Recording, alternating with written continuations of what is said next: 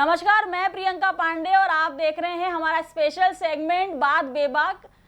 लगभग 5 से 6 महीनों के लंबे इंतजार के बाद कांग्रेस पार्टी आला कमान ने अपने तरकश में से एक ऐसा ब्रह्मास्त्र निकाला, या यूं कह सकते हैं कि जो विचारों का अमृत मंथन हुआ उससे ये निकल करके सामने आया कि इंदौर शहर कांग्रेस के कप्तान सुरजीत चड्ढा बनाए गए। सुरजीत चड्ढा जी नगर कप्तान हमारे बीच मौजूद हैं, हम आपका हार्दिक अभिनंदन करते हैं। सुरजीत जी, एक लंबा सफर रहा, तकरीबन 5 से 6 महीनों का समय लिया कांग्रेस पार्टी ने आपके नाम पर मुहर लगाने के लिए। ऐसी चर्चा बाजारों में है, परंतु एक चर्चा ऐसी भी है कि सुरजीत चड्ढा को ये बहुत अच्छे तरीके से अंतर्मन में ये ज्ञात था कि जो असली मुहर लगेगी या जो अंतिम मुहर लगनी है वो आप ही के नाम पे लगनी है। इतना गहरा इंतजार आपने किया, ये बहुत बड़ी बात है जो कि राजनीति में बहुत कम होता है। कैसे देखते हैं? देखिए, मैं सबसे पहले तो धन्यवाद देता हूं हमारे पूर्व मुख्यमंत्री, पूर्व केंद्रीय मंत्री और हमारे प्रदेश कांग्रेस के यशस्वी अध्यक्ष आदरणीय कमलनाथ जी को, जिन्होंने मुझ पर विश्वास किया और ऐसे समय पे, ऐसे चुनौतीपूर्ण समय पे, जब हमारी पार्टी के लिए अगले 5 साल का हमारा भविष्य तय होना है और ऐसे समय पे आज जब 100 दिन बाकी हैं और 100 दिन बाकी होने के पहले मुझे अगर शहर कांग्रेस के अध्यक्ष पद पे इतनी बड़ी जवाबदारी मिली है तो मैं निश्चित रूप से उनका आभारी हूँ, हमारे शीर्ष नेतृत्व का आभारी हूँ। अच्छा, आपकी ताजपोशी के बाद भाजपा खेमे में या ये सुगबुगाहट उठने लगी कि अरविंद बागड़ी को फिर बनाया ही क्यों था, अगर कुछ घंटों बाद वापस से अपना फैसला बदलना था और उसको होल्ड करना था, तो क्या आपके संज्ञान में भी ये सारी चीज़ें थी? क्योंकि बताया जा रहा है कि आपको तो बहुत पहले से पता था कि ताजपोशी होगी आपकी ही। नहीं, ऐसा नहीं है। ये सब बनाई हुई बातें हैं, चलाई हुई बातें हैं। इसमें मैं कोई भगवान नहीं हूँ कि मुझे पता है कि कल क्या होने वाला है या 6 महीने बाद क्या होने वाला है। हाँ, मुझ पर विश्वास किया, वो शीर्ष नेतृत्व का मैं बहुत धन्यवाद देता हूँ। कौन बना, कौन नहीं बना, क्या हुआ, क्या नहीं हुआ, ये सब बीते वक्त की बात हो गई। हम तो आगे की बात करें कि हमको काम क्या करना है। हम अपने विज़न पे चलने के लिए तैयार खड़े, हमको इससे कोई लेना देना नहीं है। और जो बने नहीं बने उनको भी अब बहुत अच्छी जगह मिली है। हमारे अरविंद बागड़ी जी को प्रदेश का महासचिव बनाया गया, तो ऐसा नहीं है, इन लोगों को भी अच्छी जगह नियुक्त किया गया और उनकी उपयोगिता जहाँ भी होगी पार्टी उनको उपयोग करेगी। अध्यक्ष जी, ऐसा बताया जा रहा है या ये भी कहा जा सकता है कि जब आपके नाम की घोषणा हुई तो भाजपा का ये आरोप था कि चूंकि आपका जो कारोबार है उस कारोबार से अध्यक्षता को जोड़ा गया और ये कहा गया कि अब क्या शराब कारोबारी जो हैं वो शहर कांग्रेस की अध्यक्षता संभालेंगे। नहीं, देखिए, ये इसमें कोई सत्यता नहीं है, कोई प्रमाण नहीं है।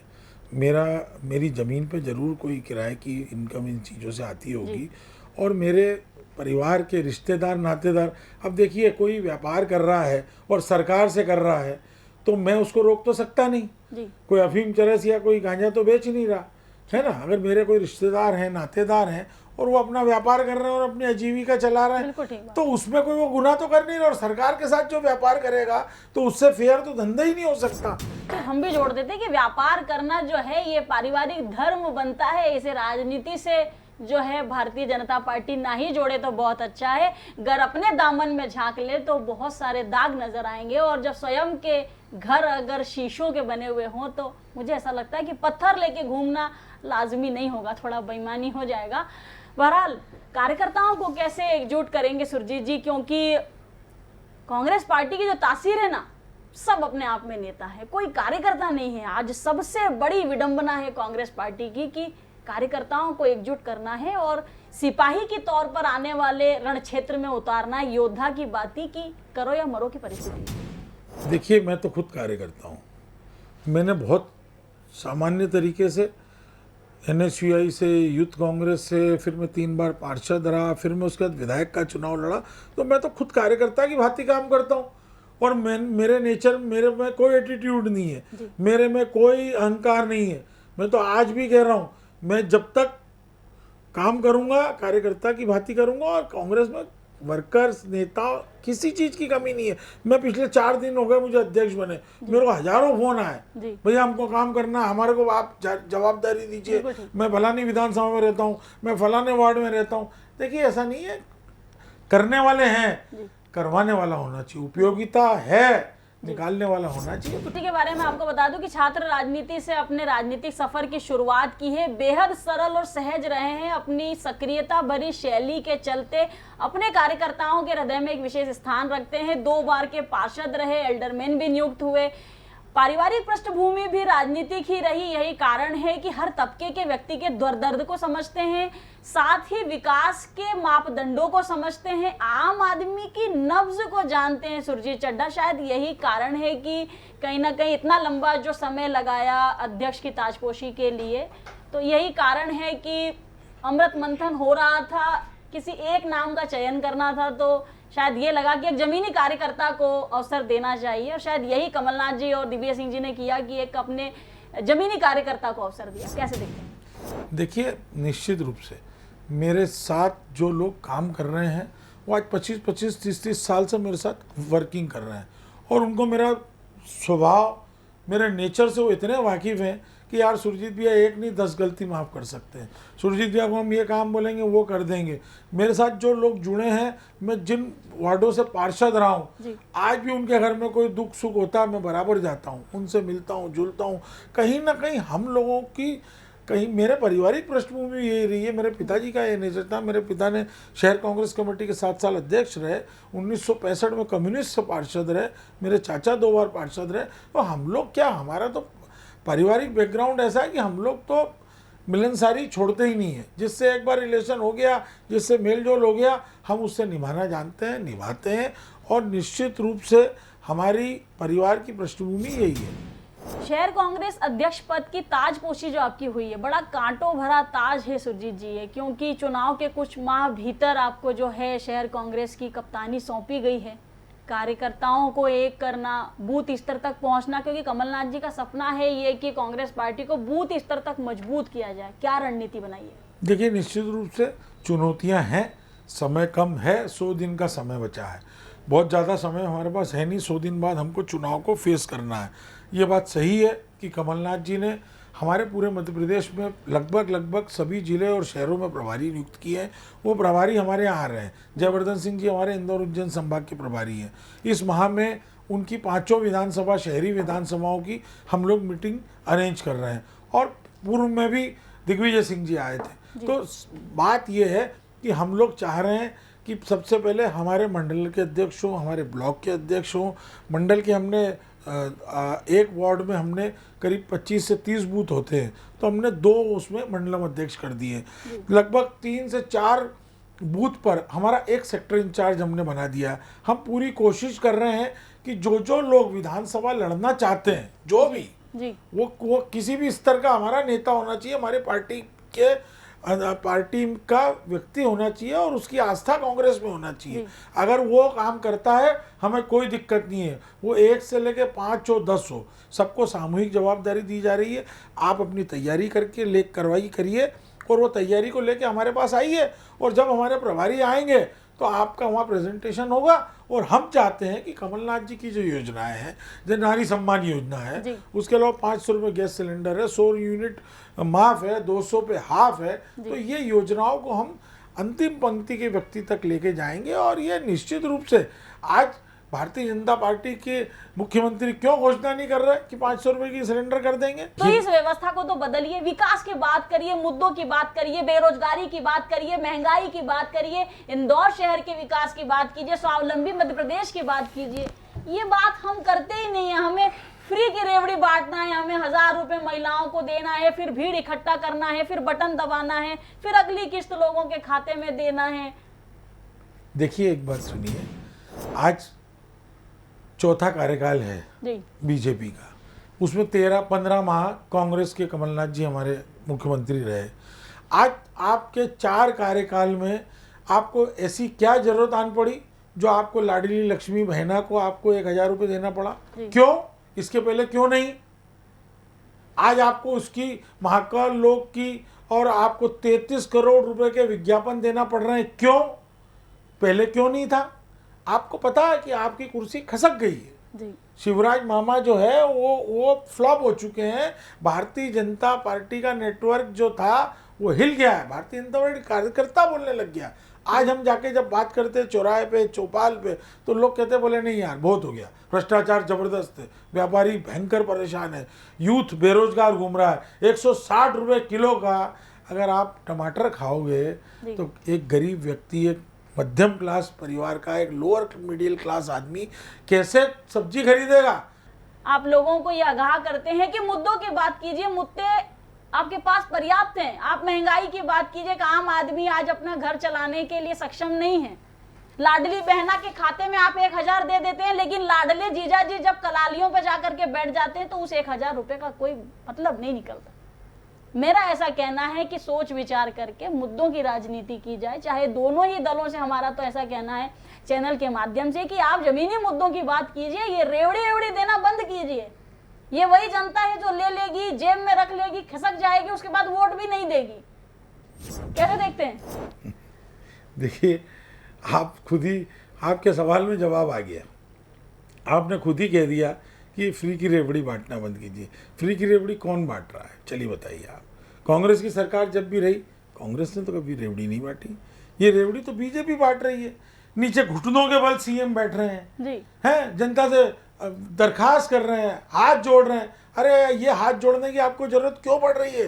आप सड़कों पे जाते, विकास करते, जनता का भला करते, महंगाई नहीं करते, तो आपको ये सब करने की जरूरत नहीं पड़ती। हम समस्याएं गिना देते हैं और वास्तव में जनता परेशान भी है, परंतु ग्राउंड पे कांग्रेस मजबूत नहीं है। आपने निगम की बात की, आप बता दीजिए साल भर हो गए, आपके नेता प्रतिपक्ष ने कितनी मर्तबा पुष्यमित्र भार्गव मेयर या परिषद को लेकर के या भारतीय जनता पार्टी को कटघरे में खड़ा किया हो? आईडीए के विरोध में कितनी बार कांग्रेस पार्टी के नेताओं ने जो है जमीन पकड़ी हो? एक आपके वहां के नेता है वो गिरीश जोशी, विवेक खंडेलवाल, ये 4-5 लोग हैं जो छोटे छोटे प्रदर्शन करते रहते हैं। इन कार्यकर्ताओं के साथ में 10 कार्यकर्ता भी नहीं होते हैं। चलिए मीडिया का भला मानिए कि वो लोग उन खबरों को दिखा देते हैं सुरजीत चड्ढा जी, पर इस चीज को आप स्वीकारिए, आपके सामने ही बोल रहे हैं कि ग्राउंड पर जब तक आप लोग कांग्रेस को मजबूत नहीं करेंगे और आम जनता की लड़ाई जब तक जमीन पर आकर के नहीं लड़ेंगे ना, तब तक ये जनता आपसे जुड़ेगी नहीं। माफ करिए।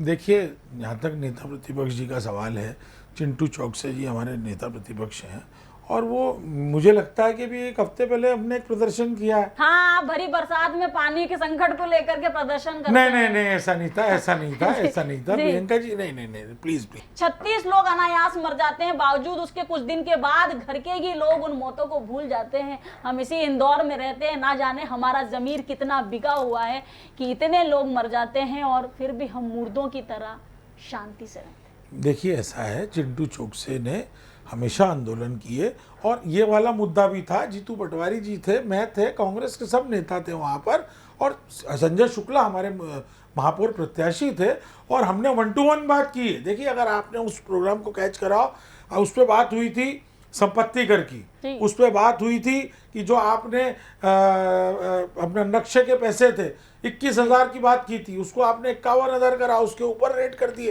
तो ऐसे तमाम सफाई पे बात हुई, लाइट पे बात हुई। ऐसा नहीं है कि बारिश में पानी के लिए कौन जाएगा इस आंदोलन करने? पानी तो उन्होंने वाटर कैनन से उड़ाया था। प्रियंका जी, आप भूल रही है थोड़ा सा। यही तो गड़बड़ है। आप मानिए ना कि पूरे इंदौर में भीषण गर्मी के दौरान टैंकर बढ़ते हैं, नर्मदा से गंदा पानी आता है, उसके लिए प्रदर्शन करने नहीं जाते हैं। नहीं, ऐसा विकास के लिए प्रदर्शन करने नहीं जाते। समय पर चिंटू चौकसे ने आंदोलन किया। मुझे पता है कि बंगाली चौराहे वाला ओवरब्रिज था, बन के तैयार था, सिर्फ बीजेपी मुख्यमंत्री जी का इंतजार कर रही थी, और वो नेता प्रतिपक्ष बनते ही चिंटू चौकसे वहां पहुंचे थे। उन्होंने कहा था कि अगर नहीं चालू होगा तो मैं चालू करूंगा। चलिए ठीक है, नेता प्रतिपक्ष की बात हम बाद में कर लेंगे, पूर्व अध्यक्ष की बात कर लेते हैं। आपके विनय बाकलीवाल जी, उनके बारे में क्या कहेंगे? निष्क्रियता के चलते ही कार्यकर्ता जाना ही पसंद नहीं करता था आपकी कांग्रेस पार्टी का। कार्यकर्ता के तितिर बितिर होने का ही परिणाम रहा, अन्यथा मेरा ऐसा मानना है कि शायद इंदौर नगर निगम के चुनाव और बेहतर होते। देखिए, ऐसा नहीं है। हमारे पूर्व अध्यक्ष विनय बाकलीवाल जी, वो उन्होंने काम किया, लोगों से संपर्क में रहते थे। हो सकता है वो आपसे संपर्क कम रहता है उनका। नहीं, हमसे तो बहुत अच्छा संपर्क था। हम तो कार्यकर्ताओं की बात कर रहे हैं, हमें किसी संपर्क करने की आवश्यकता भी नहीं होती सुरजीत जी। ऐसी ना जाने कितनी सैकड़ों रिकॉर्डिंग्स पड़ी हुई हैं हमारे पास, ऐसे ना जाने कितने स्क्रीनशॉट हैं जो खुले तौर पर सोशल मीडिया पर घोर विरोध विनय बाकलीवाल जी का लगातार होता रहा कि भैया अध्यक्ष बदल दो, कैसे भी करके अध्यक्ष बदल दो। हो सकता है किसी की भावना ऐसी रही हो। मैं इन चीज़ों में पढ़ना नहीं चाहता। मैं तो ये चाहता हूँ कि मुझे जो जवाबदारी मिली है मैं उस पर खुल के काम करूँ, लोगों से मिलूँ, लोगों से बात करूं, कैसे हम हमारे वर्कर को चार्ज कर सकते हैं, कैसे हम लोग सारी विधानसभाओं में जाके काम कर सकते हैं, कैसे हम हमारे संगठन के ढांचे को बड़ा करके और आगे बढ़ सकते हैं। मैं अब अपनी लाइन लंबी करने में विश्वास रखता हूं, मैं किसी की लाइन काटने में चलिए भरोसा बहुत नहीं अच्छा। रखता। 2 नंबर विधानसभा, 3 नंबर विधानसभा, 4 नंबर विधानसभा जो आपकी तो बड़ी पसंदीदा विधानसभा है, 5 नंबर विधानसभा बड़ा ही सूखा है यहाँ पर। मतलब कांग्रेस पार्टी अपनी एक जीत के लिए लालायित है कि कैसे भी जो है यहाँ के मतदाताओं का मन जीता जाए और यहाँ पर जो है कांग्रेस पार्टी को काबिज किया जाए। क्या तैयारियां चल रही हैं आपके माध्यम से और क्या रणनीति? देखिए, हमारे प्रत्याशी जो हैं, 1 नंबर में हमारे विधायक हैं संजय शुक्ला जी, उनकी तो तैयारी साल भर रहती है। मैं कह रहा हूँ कि पिछले जब से वो चुनाव जीते हैं मुझे लगता है वो बैठे ही नहीं है। वो कार्यकर्ता का दुख हो सुख हो, आम वोटर हो, उसके यहाँ बराबर पहुँचते हैं। वो पानी की सारी व्यवस्था रखते हैं, कम से कम 300-400 बोरिंग उन्होंने कराए हैं। मेरे हिसाब से 100 से ऊपर यात्राएं वो करवा चुके हैं और हर वोटर के दुख सुख में वो जाते हैं, विकास के काम वो कर रहे हैं। तो और वो नहीं, भाभी अंजू भाभी से लेके उनका बेटा सागर, सारे परिवार सेवा में लगा रहता है और वो परिवार की एक मानसिकता यही रही है कि सब लोगों की मदद करते रहते हैं। 2 नंबर में बहुत अच्छी स्थिति है। इस बार हमारे 4 पार्षद जीते हैं और 4 पार्षद हमारे पिछड़े हैं, वो भी मार्जिन वोटों से पिछड़े हैं। आप देखिए, एक उन बाहुबली लोगों का एरिया जिसमें लोग घुसते नहीं थे या ये कहते थे कि यार ये कितने बचे हैं कांग्रेसी, वहाँ पर आप देखिए कि हम 4 पार्षदों को जिता के आए हैं और 4 पार्षद हमारे बहुत मार्जिन वोट से पिछड़ गए हैं। मुझे लगता है कि जिस विधानसभा में 8 पार्षद किसी पार्टी के हों तो वहाँ कैसे संघर्ष नहीं होगा। वहाँ तो आप ये समझिए कि नेक टू नेक फाइट है इस बार और हमारा जो भी उम्मीदवार वहाँ से पार्टी जिसको टिकट देगी 2 नंबर से हम चुनाव जीतेंगे। चलिए 3 नंबर की स्थिति बता अच्छी दीजिए। स्थिति है। 3 नंबर तो कांग्रेस माइंड सीट रही है, ठीक है। एक बार पिछड़ गए, इस बार जीत रहे हैं। कांग्रेस जीत सालों जीतती आई है। देखिए, जीत हार एक विषय है कि ठीक है, एक पहलवान जीतता है, एक हारता है, हो सकता है। तो 5 नंबर के लिए क्या बोलेंगे? 5 नंबर भी एक लंबे समय से जो है 5 नंबर तो हमारी अभी हॉट सीट है सबसे, और 5 नंबर सीट हम बिल्कुल जीत रहे हैं। कोई इसमें किंतु न परंतु। आप बैठे हो और अयोध्या की बात ना हो, ये तो बड़ा बेईमानी हो जाएगा, क्योंकि आपके लिए भी सबसे ज्यादा इंटरेस्टिंग सीट है वो। उसी सीट से आप स्वयं भी चुनाव लड़े, हार गए, वो बात अलग है। परंतु अब 4 नंबर के लिए क्या रणनीति है? क्योंकि बड़े मार्जिन से मालिनी लक्ष्मण सिंह गौड़ पिछला चुनाव यहाँ से जीती थी, तो ये बहुत चुनौतीपूर्ण रहेगा कहीं ना कहीं आपके लिए और आपके कार्यकर्ताओं के लिए। देखिए, क्या था, पिछले चुनाव की तासीर बहुत अलग थी जी। इस चुनाव की तासीर बहुत अलग है। पिछले चुनाव में मालिनी गौड़ जी महापौर थी जी, महापौर के साथ विधायक थी। अब होता यह है कि आज विधानसभा चुनाव होगा 2023 में, तो 2024 में महापौर का इलेक्शन होगा। 1 साल का टेन्योर महापौर के पास अतिरिक्त रहता है ना। अब क्या होगा कि 1 से 2 साल का समय जब महापौर के पास अतिरिक्त हो तो आपको पता है कि कार्यकर्ता तो डरा रहता है। हमारे यहाँ सरकार नहीं थी, डराया जा रहा था, पुलिस का पूरा उपयोग हो रहा था, प्रशासन का पूरा उपयोग किया गया। मैंने इतने बड़े बड़े ठेकेदार उनको पोए की पुड़िया मानते हुए देखा है। इतने करोड़पति ठेकेदार, जितने ठेकेदार थे नगर निगम के, जिस मतलब आप कहीं ना कहीं आप ये कहना है कि सिस्टम से हार गए, मतलब सिस्टम से हार गए। सिस्टम 1000 करोड़ का जिस स्मार्ट सिटी का बजट हो और उनकी मेयर एक विधानसभा का चुनाव लड़ रही हो, विधायक होते हुए, महापौर होते हुए, तो आप सोच सकते हैं कि क्या स्थिति होगी। मैंने 25-25 लाख रुपए का कलर पकड़ा जो बस्तियों में हो रहा था, गोबर के ऊपर एशियन का पेंट हो रहा था। मैं आशीष सिंह हमारे उस समय के कमिश्नर थे। मैं रात को, मैं विनय बाकलीवाल तत्कालीन अध्यक्ष थे, नेता प्रतिपक्ष हमारी फौजिया भाभी थी, हम सब लोग गए उनके घर पे रात को 11 बजे। मैंने उनको प्रमाण दिया कि आप देखिए ये 32 बस्तियां हैं और यहाँ 20-20 लाख रुपए का कलर एशियन का डला हुआ है। तो जवाब अगले दिन मिलता है हमको कि भैया वो तो स्मार्ट सिटी में आया, हम कुछ नहीं कर सकते। तो इतना दुरुपयोग पैसे का हुआ है, जनता का पैसा था। चलिए, तो फिर पिछली बार की बात मैं आज समझ नहीं रहे। इस बार जी मैं इस बार तो मान लीजिए मेयर नहीं है, पता नहीं चुनाव लड़ेंगी भी कि नहीं लड़ेंगी, क्योंकि भारतीय जनता पार्टी के लड़ेंगी तो भी हारेंगी, हर तरीके से बिल्कुल हारेंगी, लड़ेंगी तो भी हारेंगी। उनके परिवार का कलह जो जी। है वो सड़कों पे है, चलिए ठीक है। उनके परिवार का कलह जो है वो सड़कों पे है, और इस बार लड़ेंगी भी बड़े मार्जिन से हारेंगी। अच्छा, आप चुनाव लड़ेंगे कि नहीं ये भी बता दीजिए। देखिए ये मैं नहीं बोल सकता मैं लड़ूंगा कि नहीं लड़ूंगा, पर हाँ मेरे पास बहुत चलिए, बड़ी आपकी नजर से 4 नंबर में सबसे मजबूत चेहरा कौन है जो भारतीय जनता पार्टी से किला लड़ा सकता है? देखिए मैं आपको सीधी बात कह रहा हूँ, मुझे हमारे प्रदेश अध्यक्ष जी ने बहुत बड़ी जवाबदारी दी है, आदरणीय कमलनाथ जी ने मुझे इतनी बड़ी जवाबदारी दी है, मैं उसका निर्वाह करूंगा।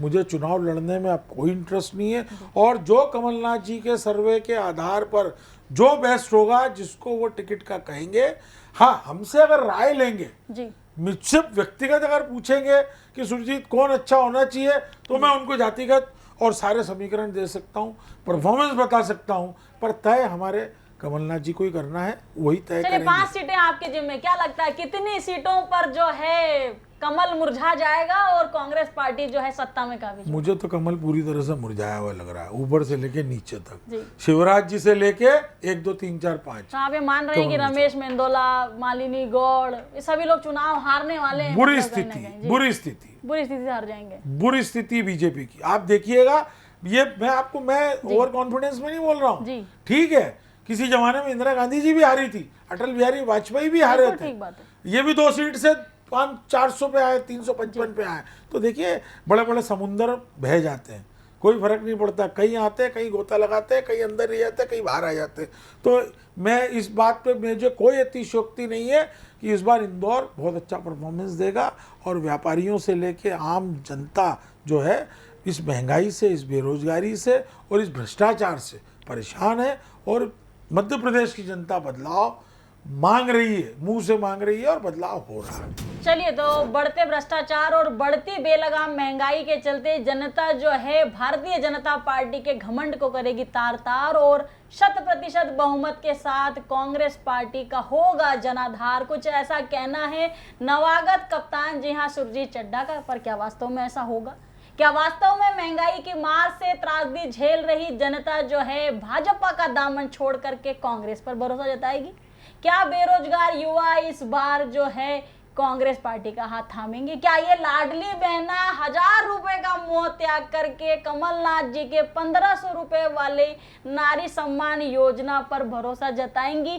क्या होगा कांग्रेस पार्टी का आगामी भविष्य मध्य प्रदेश में? जानने के लिए बने रहिए रेड 9 टीवी के साथ, और मुझे दे दीजिए इजाजत।